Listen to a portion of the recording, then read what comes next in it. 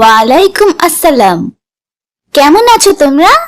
আলহামদুলিল্লাহ, আমরা ভালো আছি। আমরা আপনার কাছে নবীদের গল্প শুনতে চাই। মাশাআল্লাহ, খুব ভালো কথা। মুসলিমদের জন্য নবীদের গল্প অনেক দরকার। আজকে আমরা নবী মুসা ও হারুন আলাইহি ওয়াসাল্লামের গল্পের প্রথম অংশ শুনব। তোমরা শুনবে তো? চলো তাহলে শুরু করি। বিসমিল্লাহ। নবী ইউসুফ আলাইহি ওয়াসাল্লাম ও তার পরিবারের প্যালেস্টাইন থেকে মিশরে চলে যাওয়ার গল্প কি তোমাদের মনে আছে? হ্যাঁ। এবং নবী ইসরাইল আলাইহি ওয়াসাল্লাম কে ছিলেন ও বনি ইসরাইল কারা তোমরা জানো?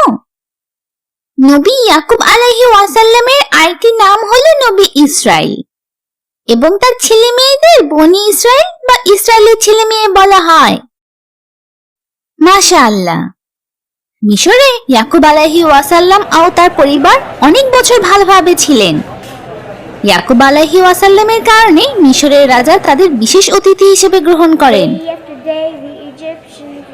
তার মৃত্যুর পর বনি ইসরায়েল ধীরে ধীরে মিশরের রাজা ফেরাউনের দাসে পরিণত হয়।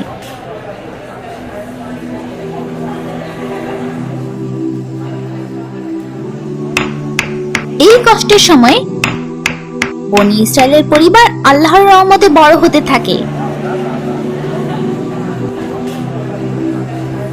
প্রায় 400 বছর পর কাবুস নামে এক খারাপ ফেরাউন মিশর শাসন করা শুরু করে। সে খুবই খারাপ শাসক ছিল। সে তার প্রজা ও বনি ইসরায়েলদের তাকে দেবতা মানতে বাধ্য করেছিল। এমনকি সে তার প্রজাদের জন্য কিছু মূর্তিও বানিয়েছিল যাতে তারা মূর্তি পূজা করতে পারে।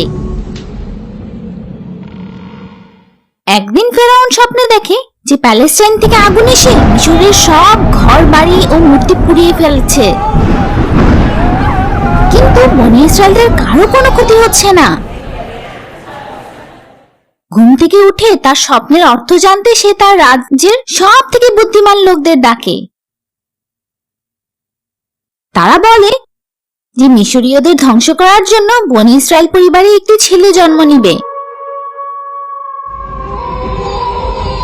এরপর ফেরাউন বনি ইসরায়েলদের থেকে মিশরকে বাঁচাতে সকল নবজাতক ছেলে শিশুদের মেরে ফেলার আদেশ দেয়। কিছু বছর পর ফেরাউনের মন্ত্রী তাকে বলে যে শীঘ্রই কাজের জন্য আর কোনো লোক পাওয়া যাবে না, কারণ বয়স্ক লোকরা মারা যাচ্ছে এবং নবজাতকদের মেরে ফেলা হচ্ছে। তাই ফেরাউন সিদ্ধান্ত নেয় যে সে 1 বছর নবজাতক শিশু ছেলেদের মেরে ফেলবে আর আরেক বছর কিচ্ছু করবে না। সে সত্যি নবজাতক শিশু ছেলেদের হত্যা করেছে। কেন? যাতে যে ছেলেটি বনি ইসরায়েলদের বাঁচাবে সে জন্ম নিতে না পারে। কিন্তু আল্লাহ হলেন সবথেকে ভালো পরিকল্পনাকারী। নবী হারুন আলাইহি ওয়াসাল্লামের জন্মের বছর ফেরাউন কোনো নবজাতক শিশু ছেলেদের মেরে ফেলেনি, কিন্তু মুসা আলাইহি ওয়াসাল্লামের জন্মের বছর ফেরাউন নবজাতক শিশু ছেলেদের হত্যার আদেশ দিয়েছিল। তাই তার মা তাকে খুব গোপনে বাঁচিয়ে রেখেছিল। তার মা খুবই চিন্তিত ছিলেন। তিনি জানতেন না কিভাবে মুসা আলাইহি ওয়াসাল্লামকে ফেরাউন থেকে বাঁচাবেন। তখন আল্লাহ তাকে মুসা আলাইহি ওয়াসাল্লামকে একটি ঝুড়িতে রেখে নীল নদে ভাসিয়ে দেওয়ার ইশারা দিলেন। তিনি আল্লাহর উপর অনেক ভরসা করতেন।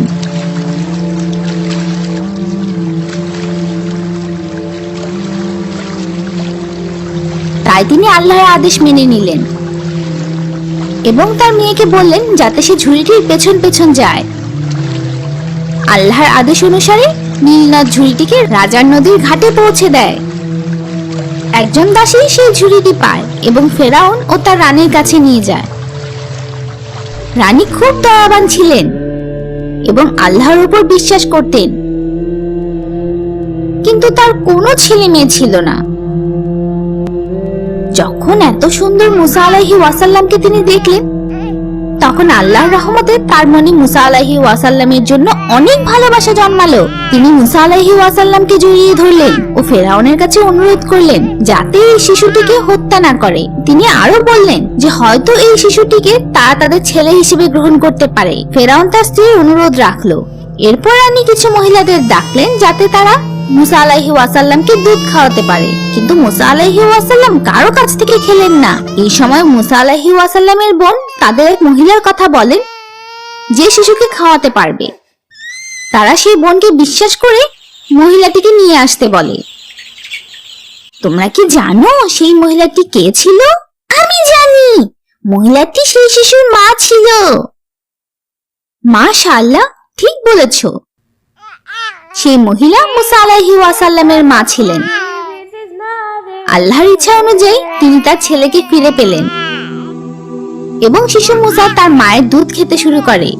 কিন্তু ফেরাউন সন্দেহ করে যে শিশুটি কেন অন্য সকল মহিলার দুধ পান না করে শুধু এই মহিলার দুধ পান করছে।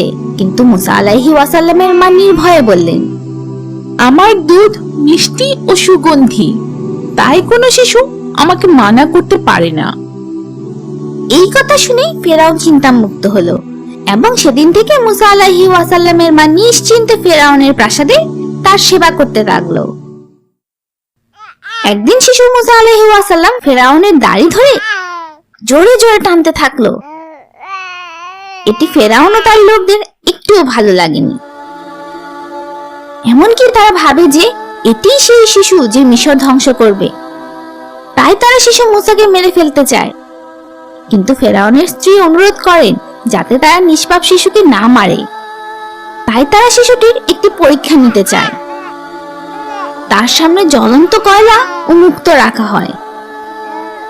যদি মুসা আলাইহি ওয়াসাল্লাম মুক্ত ধরে তাহলে সে বুদ্ধিমান এবং তাকে মেরে ফেলবে। কিন্তু আল্লাহর ইচ্ছা অনুযায়ী শিশু মুসা আলাইহি ওয়াসাল্লাম জ্বলন্ত কয়লা ধরলেন এবং কান্না শুরু করলেন। তখন ফেরাউন শান্ত হলো। তাই মুসা আলাইহি ওয়াসাল্লাম নিরাপদে সেখানে রাজপুত্রের মতো বড় হতে থাকে। মুসা আলাইহি ওয়াসাল্লাম যখন বড় হয়ে গেলেন, আল্লাহ তাকে শক্তি, ক্ষমতা, জ্ঞান ও প্রজ্ঞা দান করেন। একদিন তিনি দেখলেন যে একজন মিশরীয় লোক একজন বনী ইসরায়েলকে আঘাত করছে। তখন তিনি রাগে মিশরীয় লোকটিকে আঘাত করলেন এবং সে সাথে সাথে মারা যায়। তিনি সাথে সাথে বুঝতে পারলেন যে তিনি একজন মানুষকে মেরে ফেলেছেন। তখন তিনি অত্যন্ত দুঃখিত হয়ে আল্লাহর কাছে ক্ষমা চাইলেন। এরপর থেকে তিনি সব সময় সবার প্রতি ধৈর্য ও দয়া দেখিয়েছেন। পরের দিন তিনি আরেকজন মিশরীয়র সাথে সেই বনী ইসরায়েলকে আবার ঝগড়া করতে দেখেন। তখন তিনি বুঝতে পারলেন যে বনী ইসরায়েলের এই লোকটি ছিল দোষী। তাই তিনি বনী ইসরায়েলের আচরণে খুব দুঃখ পেলেন। লোকটি মুসা আলাইহি ওয়াসাল্লামকে দেখে ভয়ে জিজ্ঞেস করলো, কি গতকাল যেভাবে মিশরীয় লোকটিকে মেরেছিলেন সেভাবে আমাকে মেরে ফেলতে চাইছেন? মিশরীয় লোকটি এই কথা শুনে ফেলে এবং ফেরাউনকে জানায়। একজন লোক মুসা আলাইহি ওয়াসাল্লামকে বলে যে এই কাজের জন্য তার মৃত্যুদণ্ড হতে পারে এবং তাকে পালিয়ে যেতে বলে। সে কেন পালাবে? সে তো রাজপুত্র। তখন মিশরীয় লোকদের হত্যা করার শাস্তি ছিল মৃত্যু। তাই ফেরাউনের লোকের ভয়ে তিনি একটি নিরাপদ স্থানের খোঁজে মরুভূমির দিকে দৌড়াতে শুরু করেন। অনেক পথ হেঁটে তিনি মরুভূমি পার হন এবং দেখলেন মাদিয়ান শহরের বাইরে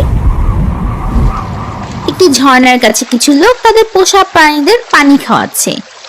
তিনি খুব দুর্বল ছিলেন কারণ তার কাছে খাবার বা পানি ছিল না। তিনি একটি গাছের নিচে বিশ্রাম করছিলেন। কিছুক্ষণ পর তিনি দেখলেন যে দুই বোন তাদের পশুকে পানি খাওয়ানোর চেষ্টা করছে, কিন্তু পারছে না। মুসা আলাইহি ওয়াসাল্লাম তাদেরকে জিজ্ঞেস করলেন যে তারা কেন অপেক্ষা করছে। তাদের মধ্যে ছোট বোনটি বলল, আমরা ছেলেদের মাঝে যেতে পারি না। পশুদের যত্ন নেওয়া খুব কঠিন কাজ, তাই সাধারণত ছেলেরা এই কাজ করে। তাই মুসা আলাইহি ওয়াসাল্লাম অবাক হয়ে জিজ্ঞেস করলেন কেন তারা মেয়ে হয়েও এই কাজ করছে।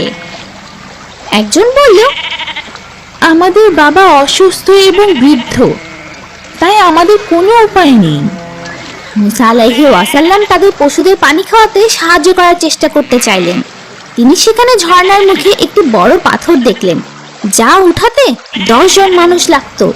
কিন্তু মুসা আলাইহি ওয়াসাল্লাম খুবই শক্তিশালী মানুষ ছিলেন, তাই তিনি একাই সেটি সরিয়ে ফেলেন এবং তাদের পশুদের পানি পান করান।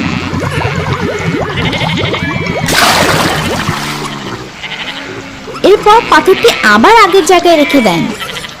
তিনি গাছের ছায়ায় ফিরে আসেন এবং আল্লাহর কাছে সাহায্য চাইলেন। সেই মেয়েদের তাড়াতাড়ি বাড়িতে ফিরতে দেখে তাদের বাবা খুব অবাক হয়। তাদের বাবাকে তারা মুসা আলাইহিস সালাম সম্পর্কে বলেন এবং তাদের বাবা নবীকে দাওয়াত দেওয়ার জন্য তার একজন মেয়েকে পাঠালেন।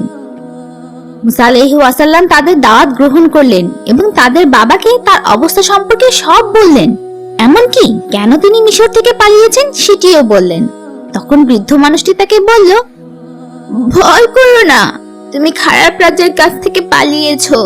তুমি যদি চাও তবে আমাদের সাথে থাকতে পারো।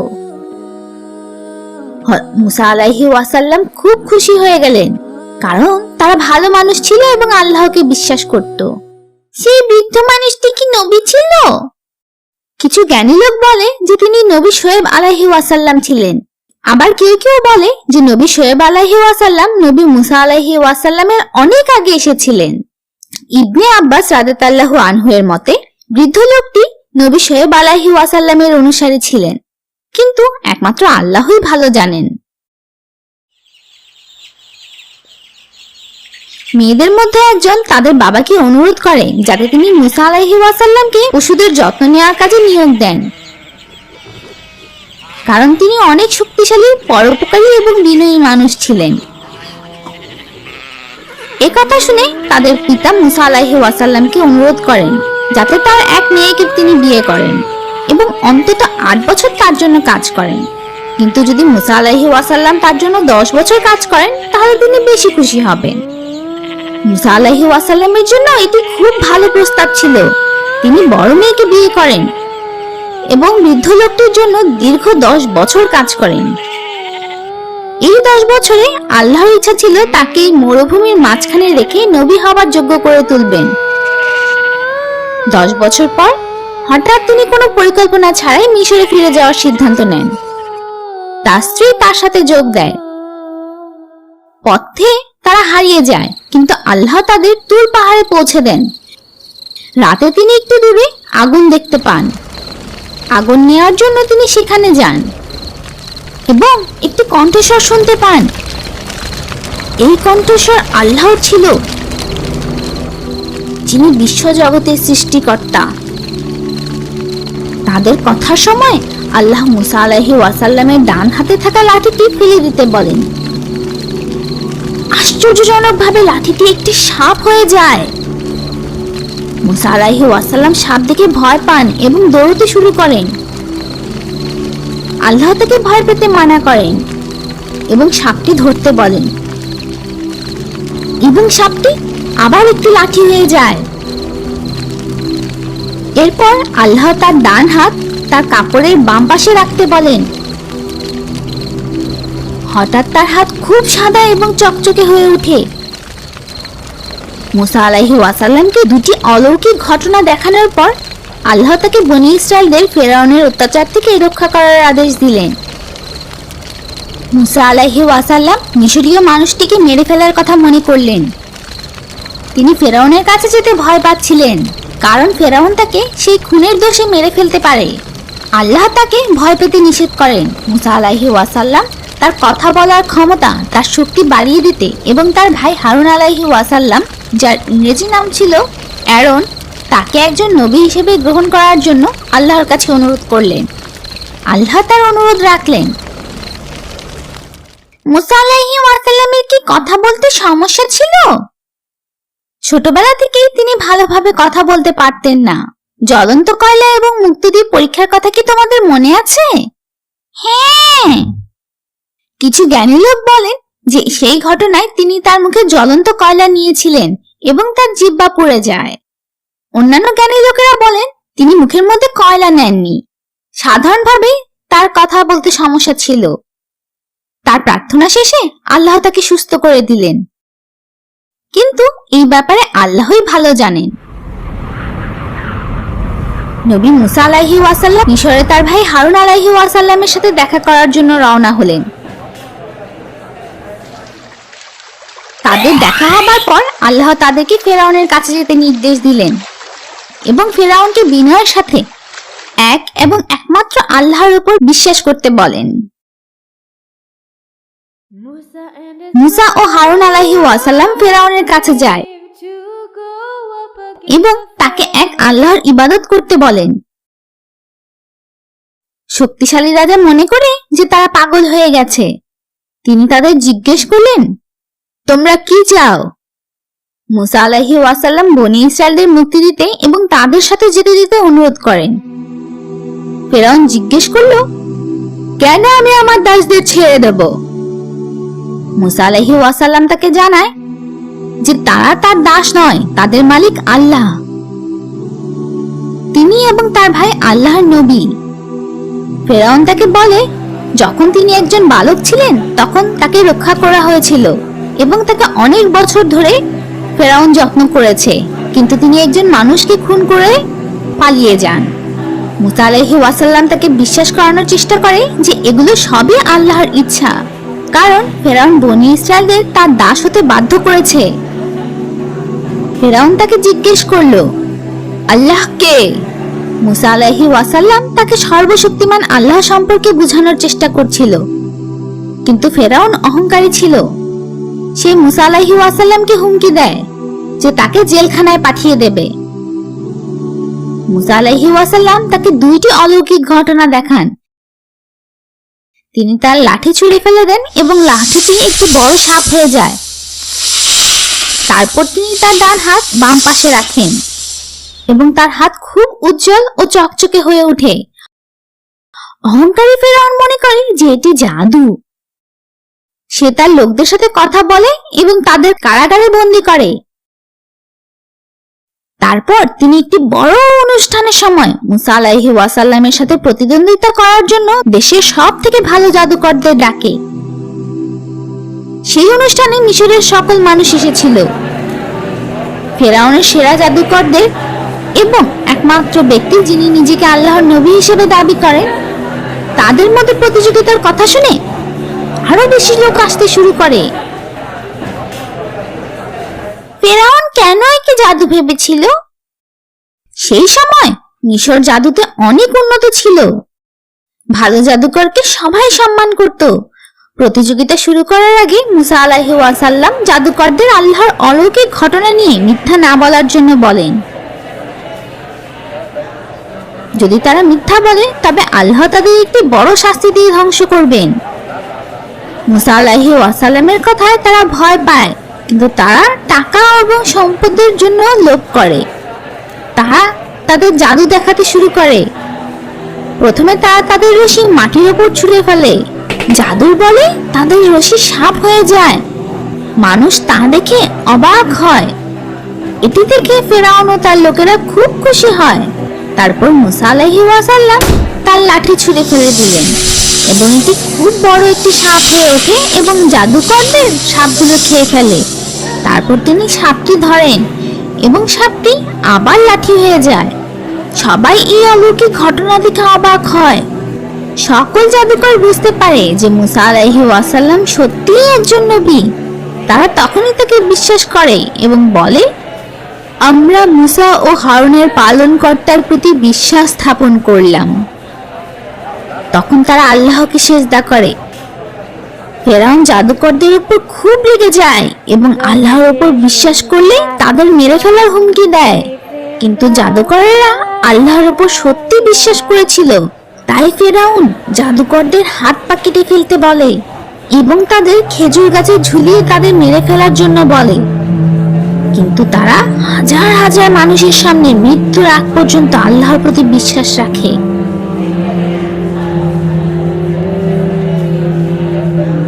মানুষ সেই সময় কি করছিল? মানুষরা কিছুই করেনি। তারা সেখানেই দাঁড়িয়ে থাকে এবং এই ভয়ঙ্কর ঘটনা দেখে।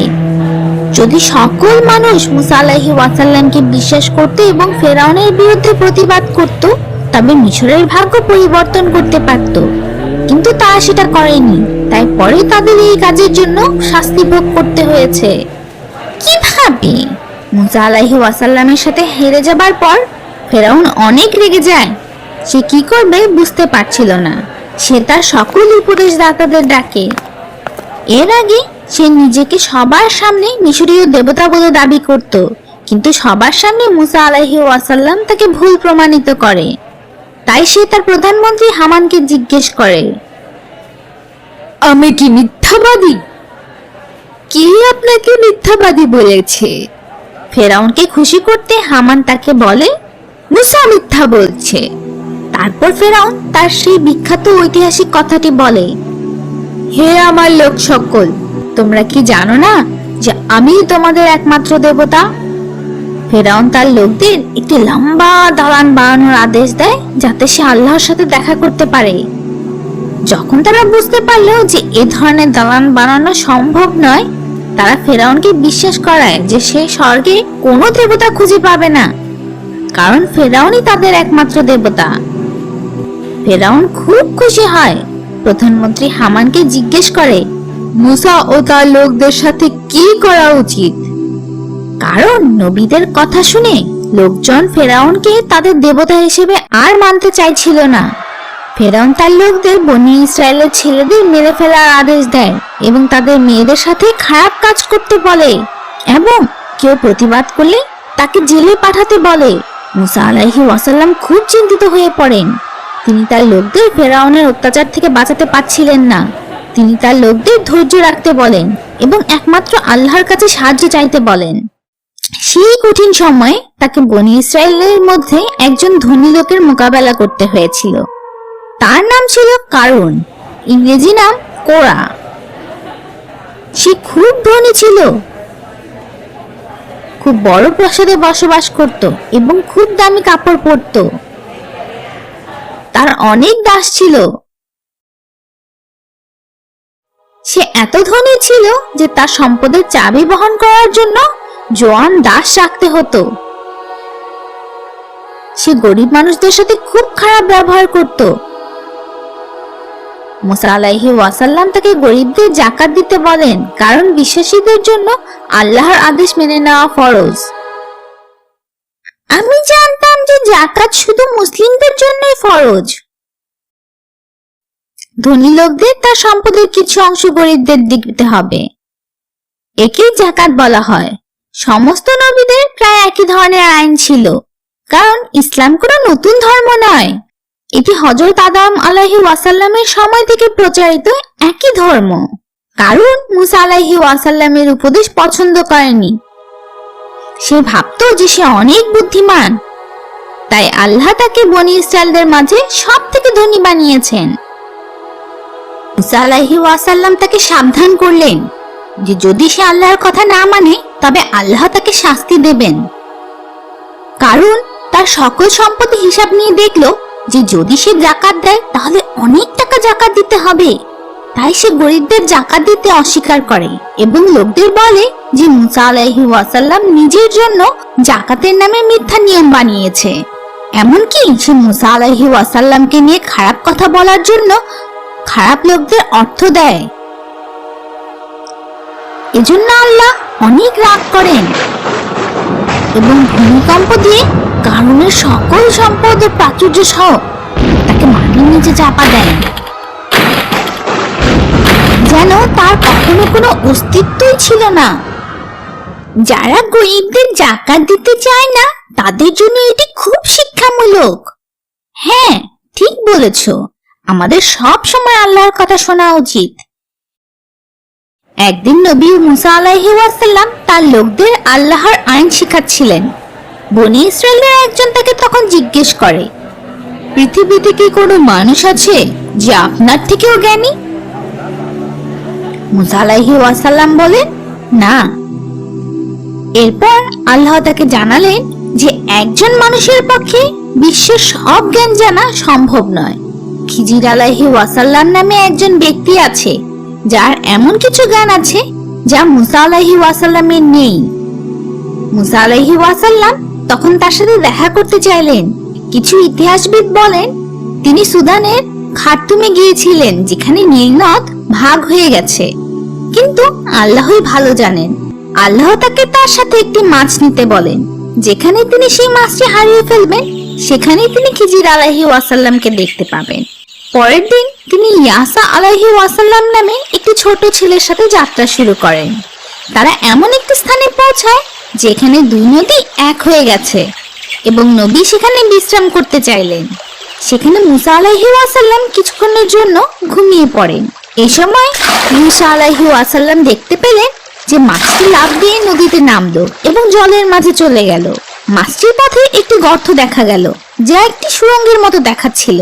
তিনি মুসা আলাইহি ওয়াসাল্লামকে মাছটির বিষয়ে বলার জন্য অপেক্ষা করছিলেন, কিন্তু যখন মুসা আলাইহি ওয়াসাল্লাম জেগে উঠলেন তখন ইউসা আলাইহি ওয়াসাল্লাম তাকে বলতে ভুলে গেলেন। তাই তারা আবার চলতে শুরু করে। যখন তাদের খিদে পায় তখন মুসা আলাইহি ওয়াসাল্লাম খাবারের কথা জিজ্ঞেস করেন। তখন ইউসা আলাইহি ওয়াসাল্লাম তাকে মাছটি চলে যাওয়ার কথা বলে। তখনই তারা আগের জায়গায় ফিরে যায় এবং খিজির আলাইহি ওয়াসাল্লামকে দেখতে পান। তিনি একটি জামা পরে শুয়েছিলেন। দুজন নবীর দেখা হলো। মুসা আলাইহি ওয়াসাল্লাম খিজির আলাইহি ওয়াসাল্লামের কাছে কিছু শিখতে চাইলেন, কিন্তু খিজির আলাইহি ওয়াসাল্লাম তাকে সতর্ক করে দিলেন যে তাকে ধৈর্য রাখতে হবে। মুসা আলাইহি ওয়াসাল্লাম ধৈর্য ধরার এবং তাকে বিরক্ত না করার কথা মেনে নিলেন। তাই তারা নদীর তীর ধরে হাঁটতে শুরু করেন এবং একটি নৌকায় উঠেন। তারা একটি পাখিকে পানি পান করতে দেখেন। খিজির আলাইহি ওয়াসাল্লাম সমুদ্রের সাথে আল্লাহর জ্ঞানকে তুলনা করেন এবং আমাদের জ্ঞান সমুদ্র থেকে পাখির পান করা পানির মতো সামান্য বলেন। হঠাৎ তিনি তাদের নৌকায় একটি গর্ত করলেন। এটি দেখে মুসা আলাইহি ওয়াসাল্লাম চুপ থাকতে পারলেন না এবং খিজির আলাইহি ওয়াসাল্লামকে দোষ দিতে লাগলেন। তখন খিজির আলাইহি ওয়াসাল্লাম তাকে তার ধৈর্য ধরার কথা মনে করিয়ে দিলেন এবং মুসা আলাইহি ওয়াসাল্লাম দুঃখিত হলেন। তারা আবার হাঁটতে শুরু করলেন এবং একটি ছেলেকে খেলতে দেখেন। খিজির আলাইহি ওয়াসাল্লাম সেই ছেলেটিকে মেরে ফেলে। এই ভয়ঙ্কর ঘটনা দেখে মুসা আলাইহি ওয়াসাল্লাম আবার তার ওয়াদা ভুলে গেলেন এবং খিজির আলাইহি ওয়াসাল্লামকে দোষ দিতে শুরু করলেন। খিজির আলাইহি ওয়াসাল্লাম আবার তার ধৈর্য রাখার কথা মনে করিয়ে দিলেন এবং মুসা আলাইহি ওয়াসাল্লাম দুঃখ প্রকাশ করলেন। তিনি খিজির আলাইহি ওয়াসাল্লামকে অনুরোধ করলেন তাকে শেষবারের মতো সুযোগ দিতে। তারা এবার একটি গ্রামের পথে হাঁটা শুরু করেন এবং গ্রামবাসী থেকে কিছু খাবার চাইলেন, কিন্তু তারা তাদের কোনো খাবার দেয়নি। তারা খুব খারাপ মানুষ ছিল। তারপর মুসা ও খিজির আলাইহি ওয়াসাল্লাম একটি পুরনো দেয়াল দেখতে পেলেন যা যে কোনো সময় ভেঙে যেতে পারে। তাই খিজির আলাইহি ওয়াসাল্লাম সেই দেয়ালটি বিনামূল্যে ঠিক করতে শুরু করলেন। মুসা আলাইহি ওয়াসাল্লাম আবার তার ওয়াদা ভুলে খিজির আলাইহি ওয়াসাল্লামকে জিজ্ঞেস করলেন যে কেন তিনি খারাপ মানুষদের জন্য বিনামূল্যে কাজ করছে, যারা এমনকি তাদের কোনো খাবার দিতে চায়নি। অবশেষে খিজির আলাইহি ওয়াসাল্লাম বললেন মুসা আলাইহি ওয়াসাল্লাম যেন চলে যায়, কারণ তিনি তার কথা মতো ধৈর্য রাখতে পারেননি। কেন মুসা আলাইহি ওয়াসাল্লাম তার ধৈর্য রাখতে পারেননি? কারণ তিনি ছিলেন আল্লাহর নবী এবং নবীরা কোনো রকম খারাপ কাজ সহ্য করে না। মুসা আলাইহি ওয়াসাল্লাম যখন দেখেন যে খিজির আলাইহি ওয়াসাল্লামের কাজ সঠিক নয়, তিনি একজন নবী হিসেবে তখনই তার অভিযোগ করেন। কেন খিজির আলাইহি ওয়াসাল্লাম খারাপ কাজ করছিলেন? তিনি কি মুসা আলাইহি ওয়াসাল্লামকে বলেছিলেন? হ্যাঁ, কারণ আল্লাহ তাকে কাজগুলো করতে বিশেষ জ্ঞান দিয়েছিল। দুজন নবী একে অন্যের কাছ থেকে বিদায় নেওয়ার আগে খিজির আলাইহি ওয়াসাল্লাম মুসা আলাইহি ওয়াসাল্লামকে জানান যে কেন তিনি এসব করছিলেন। প্রথম কাজের কারণ একটি খারাপ রাজা ছিল যে নদী থেকে সব ভালো নৌকা নিয়ে যেত। তারা যে নৌকায় উঠেছিল সেই নৌকার মালিক খুব গরিব ছিল। তাই খারাপ রাজার থেকে নৌকা বাঁচাতে তিনি একটি ছোট ফুটো করে দেন। দ্বিতীয় কাজ, তিনি ছেলেটিকে মেরে ফেলেন, কারণ ছেলেটি যখন বড় হবে একজন অবিশ্বাসী এবং খুব খারাপ লোক হবে, সমাজের অনেক ক্ষতি করবে। যদিও তার বাবা মা খুব ধার্মিক ও ভালো মানুষ ছিল, তাই আল্লাহ তাদের খারাপ ছেলেকে মেরে ফেলে এবং একটি ভালো ছেলে দেয় যে ধার্মিক হয়ে বাবা মায়ের সেবা করে। তৃতীয় কাজের কারণ, দেয়ালের মালিক ছিল দুটি ছোট্ট ছেলে মেয়ে যাদের বাবা মা বেঁচে ছিল না, কিন্তু তারা অনেক ভালো ও ধার্মিক ছিল। তাদের বাবা মা তাদের জন্য এই দেয়ালের নিচে কিছু গুপ্তধন রেখেছিল। যদি দেয়াল ভেঙে যেত তাহলে অন্য লোকেরা গুপ্তধন নিয়ে যেত। তাই খিজির আলাইহিস সালাম বিনামূল্যে সেটি ঠিক করেন, যাতে তারা বড় না হওয়া পর্যন্ত গুপ্তধনগুলো লুকোনোই থাকে। এটিই ছিল আল্লাহর ইচ্ছা। বাহ, তাহলে তো তিনি কিছু খারাপ করেননি, এগুলো তো ভালো কাজ ছিল। হ্যাঁ, তিনি যা কিছু করেছেন সবই আল্লাহর ইচ্ছা ছিল। এটি মুসা আলাইহিস সালামের জন্য খুব সুন্দর শিক্ষণীয় বিষয় ছিল। তারপর মুসা আলাইহিস সালাম তার লোকদের কাছে ফিরে যান। যখন বিভিন্ন অলৌকিক ঘটনা দেখে লোকেরা আল্লাহর উপর বিশ্বাস করছিল, তখন ফেরাউন ভয় পায় যে তিনি মুসা আলাইহিস সালামের কারণে তার রাজত্ব হারাবেন। তাই ফেরাউন ও তার পরামর্শদাতারা মুসা আলাইহিস সালামকে মেরে ফেলতে চায়। কোরআনে বলা আছে যে তার একজন পরামর্শদাতা ফেরাউনের সাথে একমত ছিল না, কারণ তিনি মনে মনে আল্লাহকে বিশ্বাস করতেন। তিনি ফেরাউনের কাছে বলেন, মুসা আলাইহিস সালামকে মেরে ফেললে কোনো লাভ হবে না। ফেরাউন তখন কারণ জানতে চায়। ভালো পরামর্শদাতা জবাবে বলেন, যেহেতু মুসা আলাইহিস সালাম বলেছেন যে আল্লাহ এক ও একমাত্র প্রভু এবং তিনি তার নবী হওয়ার পক্ষে অনেক প্রমাণ দিয়েছেন, যদি তিনি মিথ্যা বলতেন তবে তিনি তার মিথ্যা কথা বলার জন্য দোষী হতেন, কিন্তু যদি তিনি সত্য বলেন এবং আমরা তাকে মেরে ফেলি তবে আল্লাহ আমাদের শাস্তি দিবেন। ফেরাউন তার উপর খুব রাগ করে, কিন্তু ভালো লোকটি খুব সাহসী ছিল এবং তাদের বলে যে তারা নিজেদের উপর বিপদ ডেকে আনছে। এরপর ফেরাউন ও তার লোকেরা এই ভালো লোকটিকে মেরে ফেলার জন্য পরিকল্পনা করে, কিন্তু আল্লাহ তাকে রক্ষা করেছেন। কোরআনে এটি বলা হয়নি যে কিভাবে আল্লাহ তাকে রক্ষা করেছেন। মুসা আলাইহিস সালাম আবার ফেরাউনের কাছে বনি ইসরায়েলদের মুক্ত করার জন্য দাবি করেন। তাই ফেরাউন মিশরের সকল লোকদের ডাকেন এবং ফেরাউন তাদের আবার বলেন, আমি তোমাদের দেবতা, কারণ আমি ধনবান এবং তোমাদের সব ইচ্ছা পূরণ করছি। কিন্তু মুসা, সে তো গরিব, তার কোনো ধন সম্পদ নেই এবং তার কাছে কোনো ফেরেশতাও নেই। লোকেরা ফেরাউনের কথা মেনে নেয় এবং তারা মনে করে যে একজন নেতার ধন সম্পদ থাকা এবং তাদের সকল ইচ্ছা পূরণ করার মতো সামর্থ্য থাকা উচিত। তাই তারা ফেরাউনের কথা মেনে নেয় এবং মুসা আলাইহিস সালামকে অবহেলা করে। ফেরাউন আল্লাহকে অস্বীকার করে এবং বনি ইসরায়েলদের মেরে ফেলতে শুরু করে। তার খারাপ কাজের জন্য আল্লাহ মিশরে প্রথম শাস্তি পাঠান, খরা। নীল নদের পানি কমে যায় এবং জমি শুকিয়ে যায়। এজন্য তাদের জমিতে কোনো ফসল হচ্ছিল না। কিন্তু ফেরাউন অহংকারী ছিল। তারপর আল্লাহ মিশরে আবার শাস্তি পাঠান, এক বিশাল বন্যা। এতে তাদের জমি পানির নিচে চলে যায় এবং তারা চাষের জন্য তাদের জমি ব্যবহার করতে পারেনি। যখন মিশরের লোকেরা এত বড় বিপদ দেখলো, তখন তারা মুসা আলাইহিস সালামকে অনুরোধ করে তাদের বন্যার হাত থেকে রক্ষা করতে এবং তারা তাকে বলে যে তারা আল্লাহর উপর বিশ্বাস করবে এবং বনি ইসরায়েলদের ছেড়ে দিবে। আর তাই আল্লাহ তাদের উপর থেকে শাস্তি তুলে নেন। তখন তারা আবার ভালোভাবে জীবনযাপন করতে শুরু করে। যখন মুসা আলাইহিস সালাম তাদের কথা রাখার কথা বলেন, তখন তারা তাদের কথা রাখে না এবং বনি ইসরায়েলদের ছেড়ে দিতে রাজিও হয় না। এরপর আল্লাহ মিশরীয় লোকদের উপর তৃতীয় শাস্তি হিসেবে ঘাসফড়িং পাঠান তাদের ফসল নষ্ট করার জন্য। ঘাসফড়িং তাদের সব ফসল খেয়ে ফেলে। তাই তারা এই শাস্তি থেকে বাঁচতে আবার মুসা আলাইহিস সালামের কাছে আসে এবং বলে যে এবার তার কথা রাখবে এবং ওয়াদা ভঙ্গ করবে না। তাই আল্লাহ তাদের উপর থেকে শাস্তি তুলে নেন, কিন্তু আবারও তারা কথা রাখে না। ফেরাউন ও তার লোকেরা তো 3 বার কথা রাখেনি। মহান দয়ালু আল্লাহ তাদের সত্যিকার সৃষ্টিকর্তার উপর বিশ্বাস আনার জন্য তাদের অনেক সুযোগ দিয়েছিলেন। এরপর আল্লাহ তাদের চতুর্থ শাস্তি পাঠান, হুকুম এবং মহামারী অসুখ। যথারীতি তারা আবার মুসা আলাইহিস সালামের কাছে ওয়াদা করে এবং আল্লাহ তার শাস্তি তুলে নেন, কিন্তু এবারও তারা তাদের কথা রাখে না। এরপর আল্লাহ পঞ্চম শাস্তি হিসেবে অনেক ব্যাঙ পাঠালেন। ব্যাঙ তাদের খাবারে লাফিয়ে পড়তো, তাদের ঘরে থাকা শুরু করে এবং তাদের অনেক ব্যথা দিতে থাকে। তারা আবার মুসা আলাইহিস সালামের কাছে ওয়াদা করে এবং আল্লাহ শাস্তি তুলে নেন, কিন্তু আবারও তারা তাদের ওয়াদা ভেঙে ফেলে।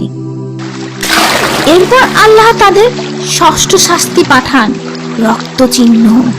নীল নদের পানি রক্ত রক্তের মতো লাল হয়ে যায়।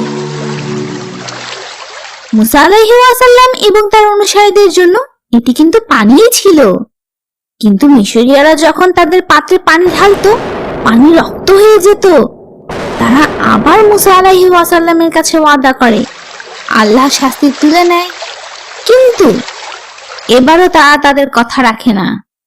প্রতিটি শাস্তি তার আগের শাস্তির থেকে ভয়াবহ ছিল, যাতে তারা আল্লাহকে বিশ্বাস করতে পারে এবং তার আদেশ মেনে নেয়। কিন্তু তারা খারাপ কাজ করে যায়। তারা মুসা আলাইহিস সালামকে একজন জাদুকর ভাবতো। ফেরাউন আরো জেদি হয়ে ওঠে এবং তার লোকদের বলে, আমি কি এ রাজ্যের রাজা নই? নদী কি আমার আদেশে চলে না? তোমরা কি দেখো না আমি কি মুসার চেয়ে মহান নই? ফেরাউন এমনও বলে। মুসা আলাইহিস সালাম ভালোভাবে কথা বলতে পারেন না। এই পুরো সময় শুধুমাত্র অল্প কিছু বনী ইসরায়েল খোলাখুলি ভাবে ইসলাম গ্রহণ করে এবং অন্য সবাই ফেরাউনের কঠিন শাস্তির কারণে সবার সামনে নিজেদের মুসলিম বলতে ভয় পেত। মুসা ও হারুন আলাইহিস সালাম আল্লাহর ইবাদতের জন্য কিছু ঘর বানান। তারা এটি বুঝতে পারছিল যে ফেরাউন মুসা আলাইহিস সালামের উপর কখনো বিশ্বাস করবে না এবং সে বনী ইসরায়েলদের উপর অত্যাচার করা বন্ধও করবে না।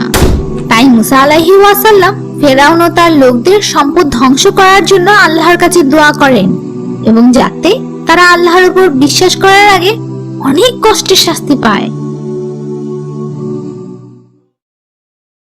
ফেরাউন খুব অহংকারী ছিল। কেন সে সত্য বুঝতে পারেনি?